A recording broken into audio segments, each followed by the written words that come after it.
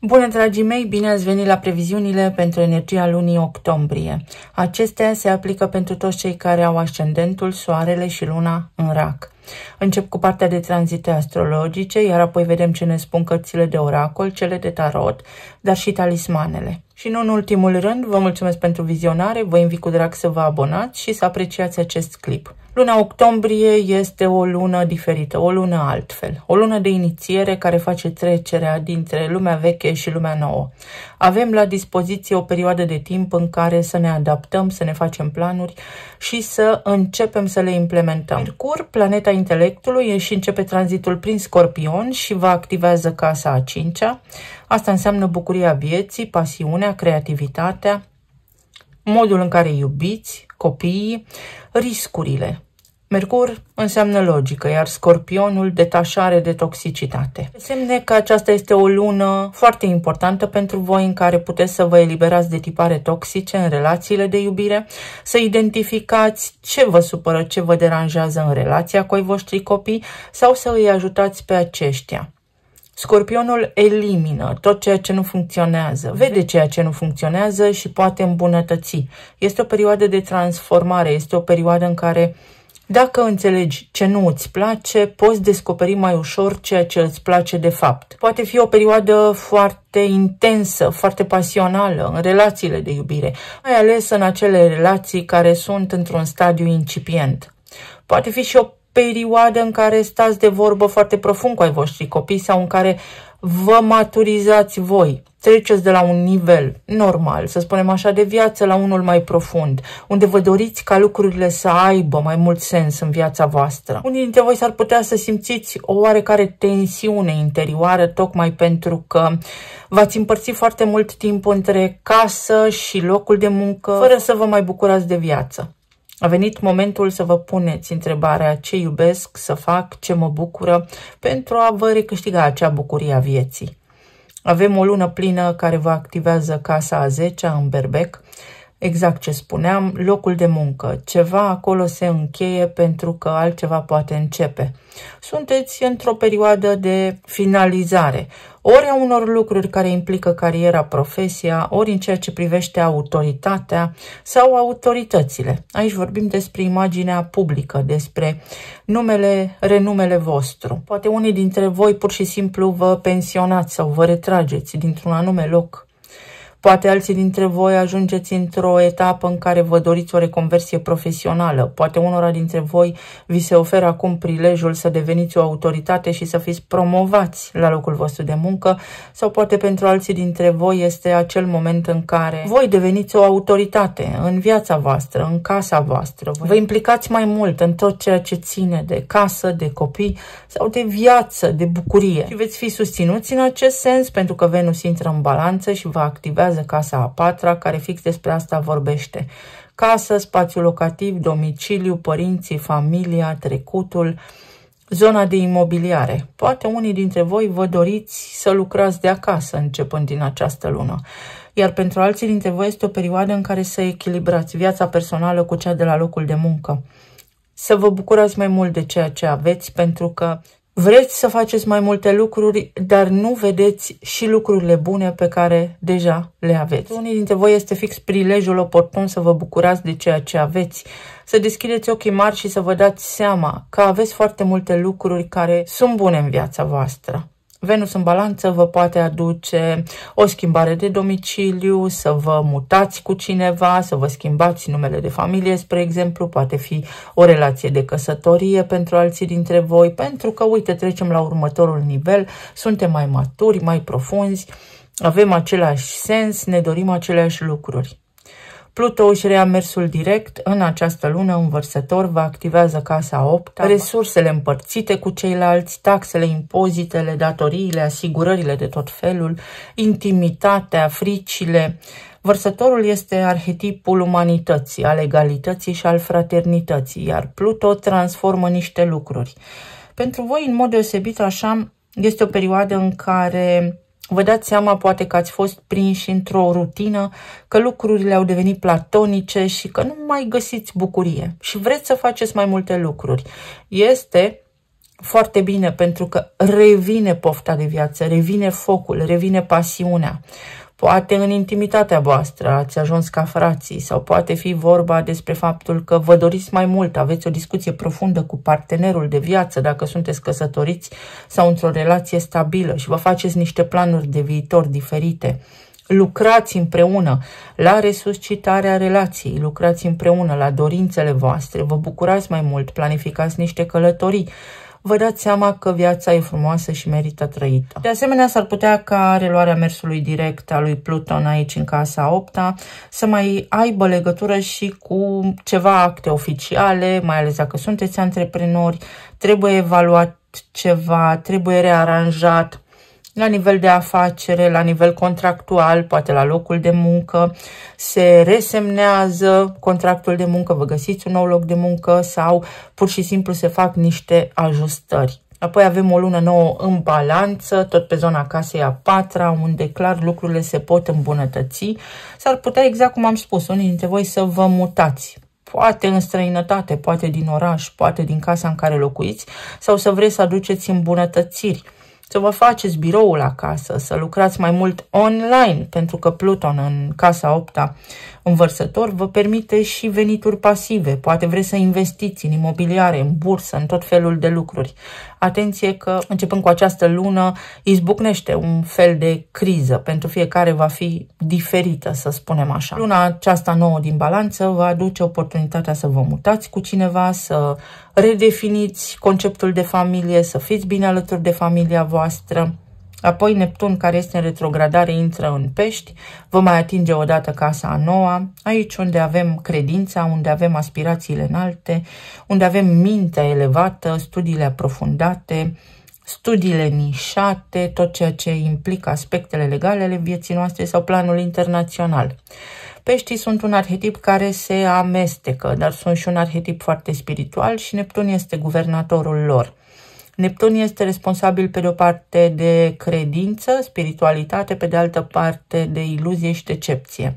S-ar putea să aveți parte de o reconfigurare de traseu, să fie așa un fel de răsturnare de situație și să vreți să o luați de la început. Într-o oarecare măsură, desigur. Mai poate fi vorba despre ceva în ce credeați, acum să vă răzgândiți, să se reconfigureze traseul, să vă schimbați părerea, opinia în legătură cu anumite lucruri sau să aveți parte de diverse evenimente care vă ancorează în realitate și care vă pun în fața unui fapt împlinit pentru a fi mai maturi, mai responsabili. Sau poate oamenilor din jurul vostru li se întâmplă acest lucru și voi respirați ușurați. Soarele intră în Scorpion, în zona casei a 5-a, sunteți mai puternici, aveți mai multă voință, mai multă determinare, să vă bucurați de viață, să o luați fix așa cum vine, aveți o imensă capacitate de a vă adapta. Pentru voi această lună este despre echilibru și adaptare.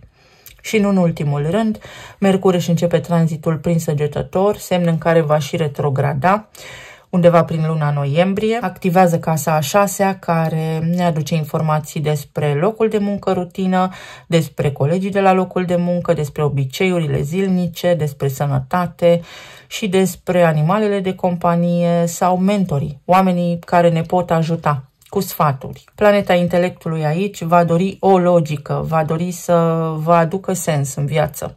Săgetătorul este perspectiva amplă.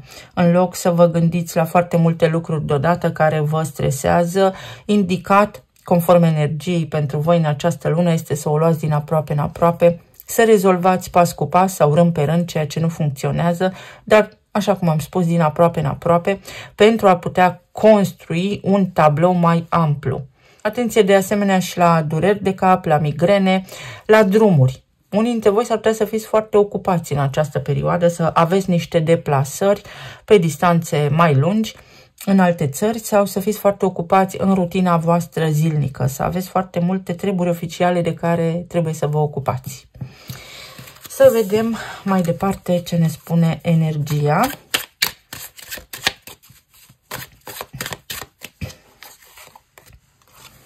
Uite, treceți peste o perioadă care va lăsa fără aer, acolo unde simțeați că lucrurile nu se mișcă, veți putea depăși, evident dacă vă doriți asta, dacă acționați în acest sens, niște situații complicate se deznoadă o situație, se sparge un ghinion. Aflați niște lucruri, primiți sprijin, suport în acele chestiuni importante pentru voi sau în legătură cu acele chestiuni importante pentru voi. Uite podul și am avut o emisiune în care am vorbit despre acest pod. Să stăm strâmb, să judecăm drept, capeți o altă perspectivă, este un moment de aha, o perioadă care te ancorează foarte mult, care te ajută să vezi mai limpede niște lucruri. Comunicare mai multă, se poate face ceva în legătură cu afacerea, poate crește numărul de clienți, poate fi vorba și despre o colaborare mai bună la tine în casă sau dacă ai lipsit de acasă, dacă ai fost foarte ocupat sau foarte ocupată în ultima perioadă, această lună îți cere să fii mai prezent în familie, acolo unde, uite, lucrurile pot fi armonioase, dar este nevoie de un compromis. Cât lucrezi și cât timp petrec acasă. Treci peste aceste impedimente, iar aici avem catalistul schimbării, așa cum am spus, o lună de înțelepciune, o lună de luminare, o lună în care poți pătrunde în acele locuri unde anterior nu ajungeai, o lună în care poți vorbi cu acei oameni de care te temeai sau poți spune acele lucruri sensibile, poți discuta despre anumite subiecte tabu, însă este o lună în care dacă îți dorești ceva, va trebui să muncești pentru asta. Nu doar pentru voi, ci pentru toată lumea. Este o lună în care, cu cât ești mai responsabil, cu atât mai repede reușești să faci ceea ce îți dorești. Este și o lună de pasiune. Dacă te-a consumat ceva, dacă ți-ai dorit ceva, dacă ți-a rămas gândul undeva, în această lună poți clarifica pe o octavă superioară, adică mult mai înțelept lucrurile, pentru că și deznodământul va fi unul mai clar, mai limpede, mai curat.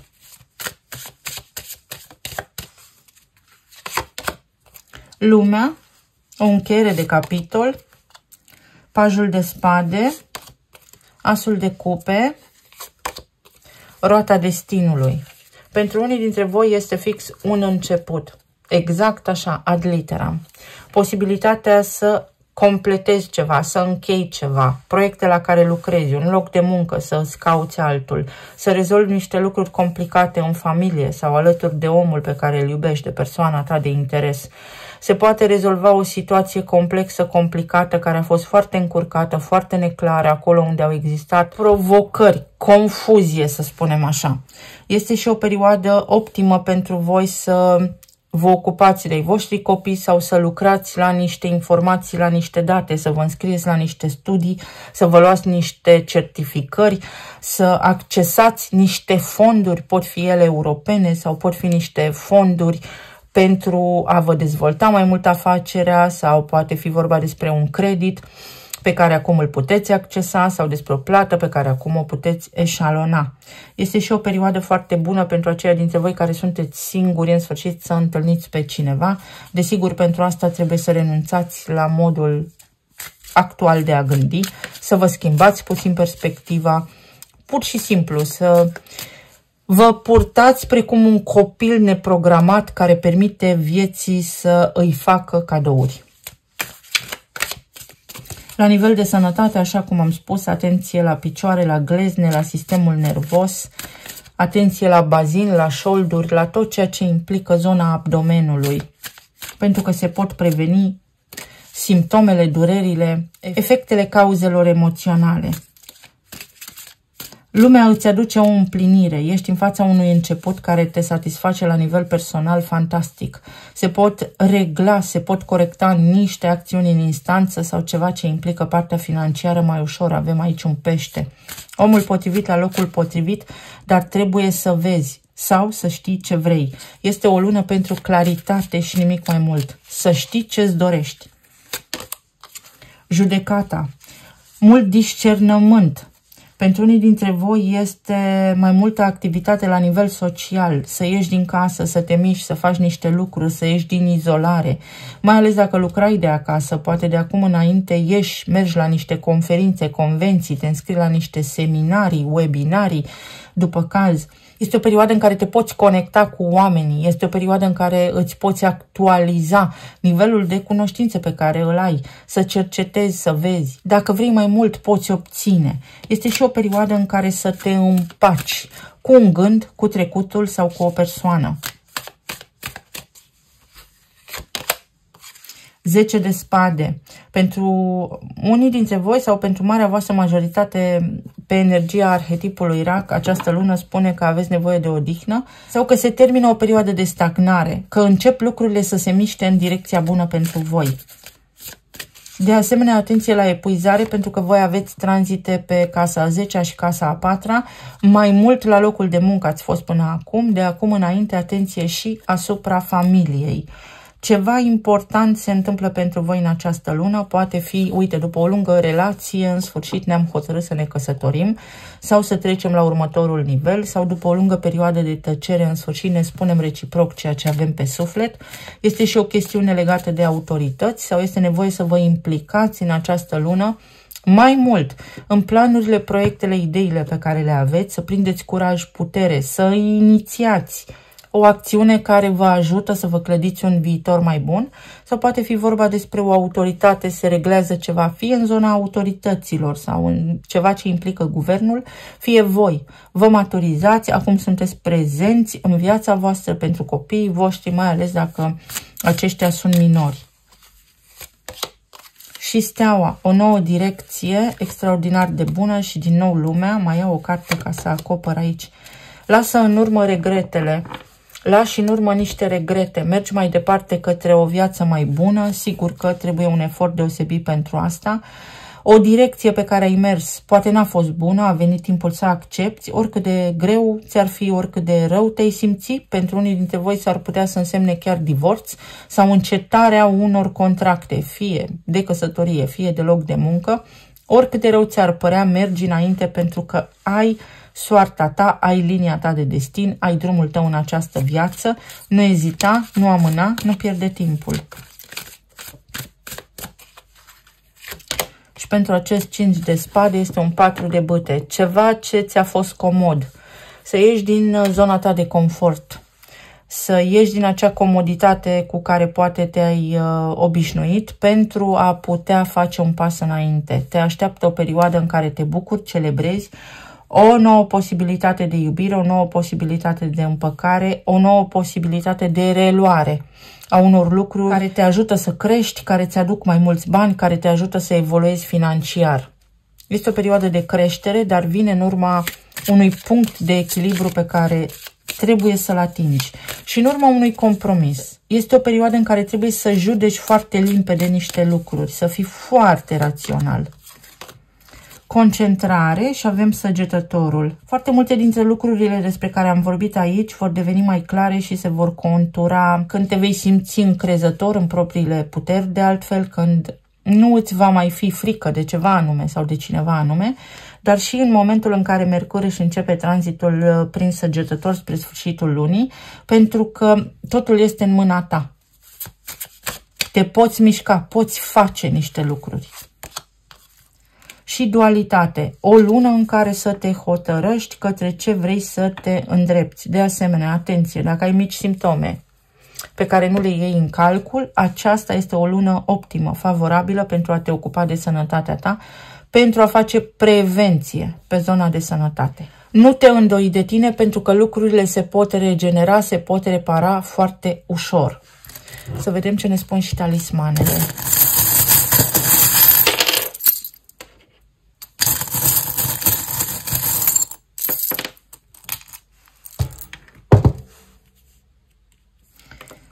Cineva visează cu ochii deschiși la tine sau tu te poți întoarce în acel loc în care ai fost fericit. Poți simți din nou fericire, încredere. Ești raza mea de soare, ceva foarte special se poate întâmpla pentru tine sau poți face 2 pași înapoi pentru a putea face un pas înainte. Trebuie să calmezi o furtună interioară. De îndată ce o faci, vei ști ce-ți place, ce iubești, cine te iubește, cine te place. O declarație de dragoste sau o nouă etapă absolut minunată din viața ta. liniște, voie bună, niște evenimente la care poți participa, care îți dau încredere, te simți tu bine, te simți tu atrăgător. O situație care a fost amestecată, se clarifici niște lucruri importante în acest moment, în această lună, tocmai pentru că poți trece prin niște situații sau etape care îți dau de gândit, dar în urma acestor evenimente vei fi și mai puternic, vei ști și mai clar ce ai de făcut. Se încheie un capitol. Clar se încheie un capitol de 9 ani. Pe cifra 9 avem indicii foarte puternice din zona nodurilor lunare. Karma și dharma. Ce am făcut, ce am avut, ce am și ce am ajuns. Și se poate rectifica ceva în acest sens. Atenție pe zona stomacului. Unii dintre voi aveți parte de o bucurie, puteți avea parte de o bucurie neașteptată în această lună. Ceva pe zona financiară se poate rezolva, vă puteți face acum niște planuri. Uite, aveți încredere, aveți aptitudinile, aveți ideile potrivite. Pentru alții dintre voi pot fi niște petreceri sau poate fi o perioadă în care voi ați fost bine, vă amintiți cu drag de niște momente impresionante din viața voastră și puteți ancora acea energie din nou în viața voastră.